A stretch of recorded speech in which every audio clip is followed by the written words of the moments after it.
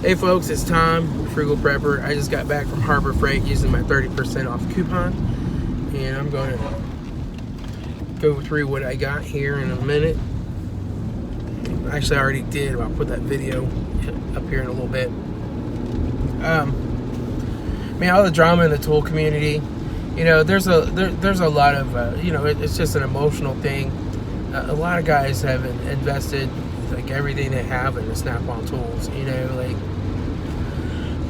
it's a chunk of money, and it's like most things. You tell yourself, I need it, I want it, I deserve it because I work so hard, and the truth is that usually none of those things are true. Usually, you can use a Pittsburgh socket to turn a bolt just as easily as you can with a Snap-on socket. And there are some, exceptions to that when you get a particularly stuck bolt or one that's in a particular recessed area without much clearance and you need a thinner wall. I get it. But even then, there's usually other choices besides Snap-on.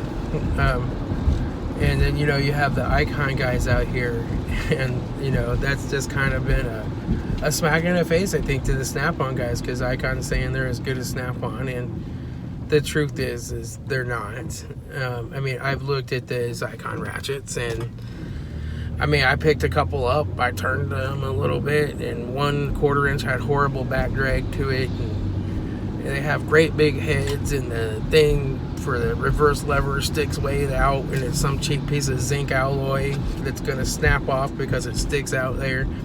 I just know from looking that's just a piece of crap wrench in a nice package. It really is. So I hope that's not another broken car. I hope that's my new neighbors. Sometimes people tow them over and park them over there for me and text me later.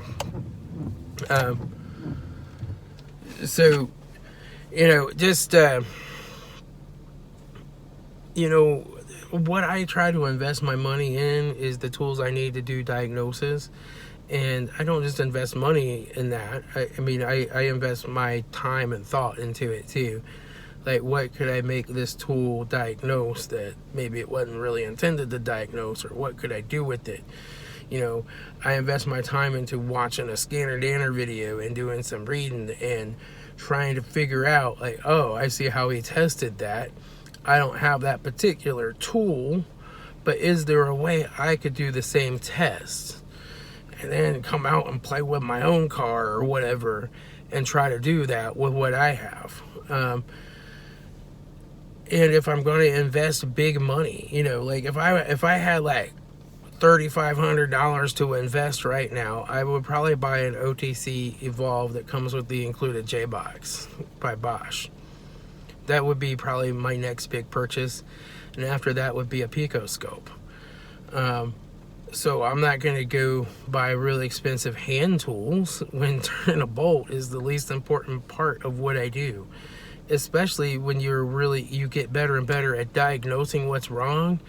You're not having to change like all these parts on a hope, a wing, and a prayer that that's the problem. Or just based off of reading some code and searching Google. You're able to just go replace the one part that needs replaced, and it's not as big of a deal if you don't have a big, comfy, super great ratchet, right? Really, like, hand tools are for turning bolts, and you don't want to go too cheap, but I've found that my Pittsburgh sockets that work great. I've found that, like, just about every chrome socket I've used lately works fine. Some of them might be a little smaller or be profiled a little better, have a better broach, but for the most part they turn bolts. And when I do round a bolt off, it's usually that spline drive crap, but when I do, I got bolt extractors, and that's a rare occasion that happens. It just is rare. Usually when you're cranking on a bolt, you can feel like this thing feels like it's slipping. I better come up with another plan of action or heat that before you actually round it off, So I don't know. The thing is I say don't be worried about whether you have cheap tools or good tools. buy the cheap tools and burn them up making money, and then if you decide I want something better, get something better, or buy another set of the cheap ones and burn those up making money. You know, fixing stuff, making and saving money. If you're working on your own stuff, saving money. If you're working on somebody else's stuff, you're saving them money and making money. That's what I do. I don't know where I'm heading with this, but I'm going to be getting to a point soon where I'm cranking out 60 cars, maybe 70 per month, between going out mobile and doing this. And it's getting cold and it's getting rainy and I'm doing it anyway. But that's what I do. And the more I diagnose stuff, the more times I go through a wiring diagram, the better I get at it. I really prefer working on General Motors products, but you know, I'll work on anything. But like, I'm gearing my stuff towards working on General Motors products. I have a lot of customers with older General Motors products that need help. That's just how it is here. I mean, there's everything here, but you know, I'm not really into like working on somebody's Audi. I don't want to work on European crap, but I get to pick and choose right now because it's not my full-time job. But anyway, I'll show you what I buy at Harbor Freight. And I think these are good choices to make. Like if you're trying to build up some diagnostic stuff, this is what I do. I buy things, I figure out how I can modify it, how I can make it work better, and that kind of stuff. So anyway, I'll talk to y'all later. It's Tom, your Frugal Prepper. All right, so I got out of Harbor Freight, and I got my computer safe automotive logic probe. I just want to play with this. This comes in handy because I can tell the idea behind it. I can tell if a control is high or low without actually affecting the control. So for instance, if I hook a test light to ground and I'm like, is that control high? And I go to measure it, it might pull it down through the test light, depending on how many milliamps it normally would draw. You don't come into this too often, but I think a place where this also might come in handy is this will read anything above a 6-volt swing, positive, negative. So the idea would be you hook this up to a CAN bus on each line, and you should be able to see a red flashing on one side and then green flashing on the other side. Now, I don't know what it looks like. I just know that there's some voltage flashing and present. But it's a quick way to see, is there any communication attempt there or not, if you're trying to just quickly break down without having to break the scope out every step of the way, maybe. So I don't know, it's something I'm going to play with and see what I can do with it. So that was $10 and I got my 30% off. Then some other things that I've been wanting is, I don't know if you've paid attention to test lights, but whenever I see test lights, I'm like, ooh, it's like automotive diagnosis porn, let me tell you. So these new ones at Harbor Freight, the old ones had this really stiff, crappy cord and it wouldn't stretch out. These new ones are nice and silicone-y. So they're not hard to move and your clip's not falling off. So I got 3 of these with the coupon. They came out to $2.50. And I'm just going to be chopping the cords off of multiple ones. So I've got one of these already. I'm going to chop the cords off of these 3, heat shrink them, solder them together on that other one, and make me one with a 20-foot reach, which comes in handy when I'm trying to test from something that's under the vehicle up above. And almost what I'd like to do, I think eventually, is get one of these and cut this probe off, solder a wire on there with heat shrink, and put like another 20-foot section on the other side. So I got like a nice test light with 2 20-foot sections. Or just take some of these clips and actually put like a test light in between. Just things I run into, I think that would be handy. So yeah, I got 3 of those. Now they still had in stock the old crappy ones with the crappy wires. So I kind of had to dig in the back to find the new ones. So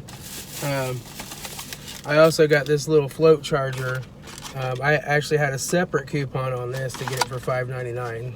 So I gotta put that on the Hyundai until my son gets his license and starts driving it. Kind of does a lot of sitting. This will keep the battery charged up. Then I broke my small light the other day. I got brake fluid on it and it fell apart. So I got this little Braun battery powered light just as a handy thing to grab when I'm out working. It's got that. It's got magnets on the bottom. It's got a hook. It's got like a kickstand. I don't know. I think it might work okay. Rechargeable is always better, and then I had a coupon for the free hockey puck light. Yeah, we all know what these things are about, so I got free one of those. They come in handy. And then the other thing I picked up that I had no coupon for or anything, but I saw this with this fuse. They call it a fuse circuit tester, but what this really is a way to plug this in, and it tells you how many amps it's drawing on the fuse. Now, it's not nice and electronic to where it cuts it off electronically. You still have to put an actual fuse in the side. So if you're trying to figure out how much amp draw there is, you would, I guess, put a fuse in there. I don't know. I'm going to have to play with it.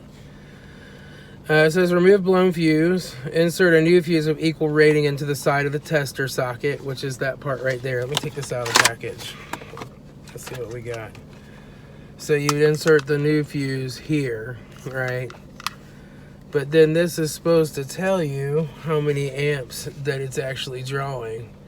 Plug tester into fuse socket, turn on tester up to 10 seconds, and read reading. Unplug when done. Have mechanic repair faulty circuit is needed and retest once fixed. Replace fuse with fuse of same rating. So it would be nice if that was like a circuit breaker type of deal. But it might be a quick way to get a current reading from a fuse socket. I wouldn't necessarily use this for parasitic draw. I'd rather measure across the fuse the voltage drop and then use my chart to figure out how many amps that is. But if you've got one that keeps blowing a fuse, you might be able to push this real quick, see that what the actual current draw is, you know. Or even if you threw in a 30 amp in here and it's a 10 amp circuit or whatever, you could still press this briefly just to see what the draw is without melting anything down. So not as good as a pulsar, but it's a step in the right direction that might come in handy for 14 bucks. Yeah, the other thing that would make this better is if it had an adapter to do mini fuses, but you can buy those on Amazon. I've seen them, so I'll probably, if I like this tool, get one of those.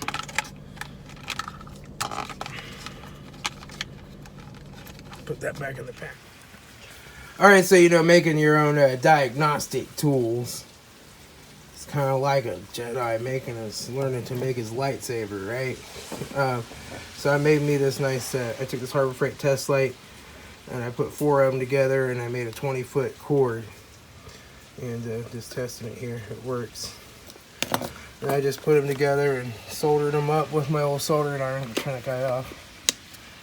And put a couple layers of heat shrink around them. Now I got this nice flexible silicone cord. That wire's nice copper wire in there, it's soldered nice.